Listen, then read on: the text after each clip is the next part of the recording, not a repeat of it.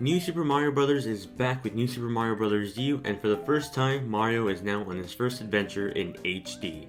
New Super Mario Bros. U isn't that different from previous installments in the New Super Mario Bros. Series in terms of gameplay.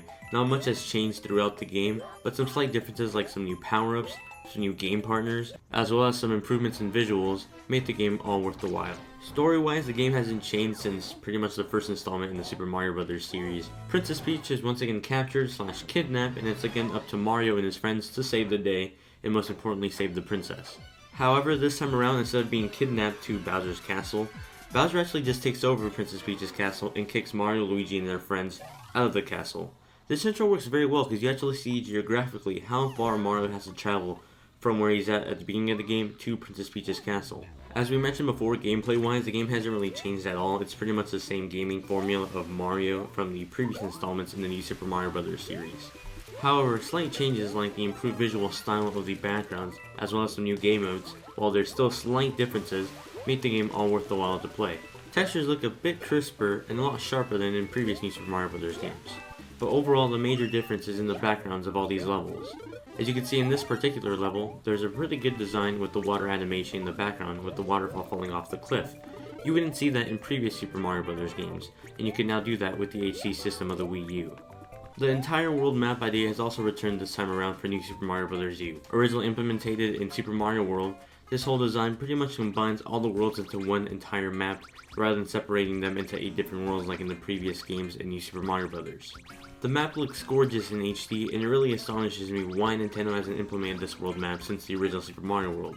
Why haven't they used this entire world map in the previous games in New Super Mario Bros? Nintendo has also added some new power-ups and game partners to the mix, like the squirrel suit that allows Mario to glide through the air and do an extra little jump when you fly. While many people will think it's just a clone of the cape from Super Mario World, it's actually a little bit different and it feels pretty unique. Aside from the original game partner of the green adult Yoshi, you also get baby Yoshis now in specifically 3 different colors, a pink, blue, and yellow one. The pink baby Yoshi enlarges into a balloon which you could pretty much use to float over different areas of a level, while the blue one spits out bubbles which you could use to kill or destroy certain enemies, and the yellow baby Yoshi illuminates the light in certain levels. What's also a pretty nice little feature Nintendo added with these baby Yoshi is that they actually sing to the level music in the background. Sometimes you'll see them open their mouths to hum to the music, or you'll just hear it, like in this example.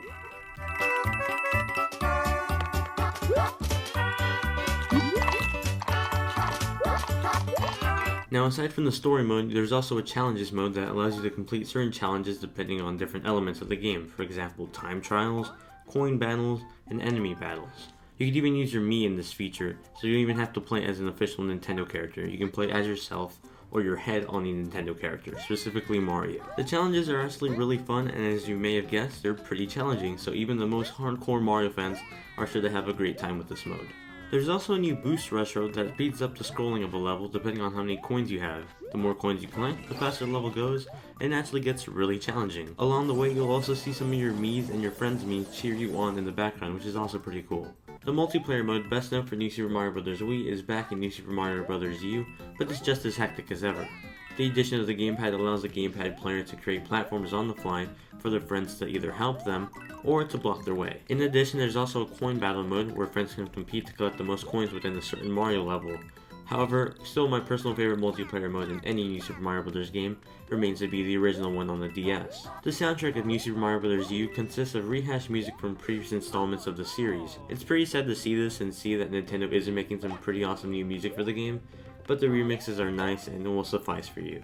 Nintendo has also added a Miiverse feature to the New Super Mario Bros. U, where you'll see different comments from other players online at specific checkpoints in levels, so you'll see little bubbles on the world map of another person who decided to leave a comment on that certain level. Overall, New Super Mario Bros. U doesn't take great leaps forward with the series, but it does push it forward slightly enough to make the game really great. It's still the same old great Mario form you've come to love.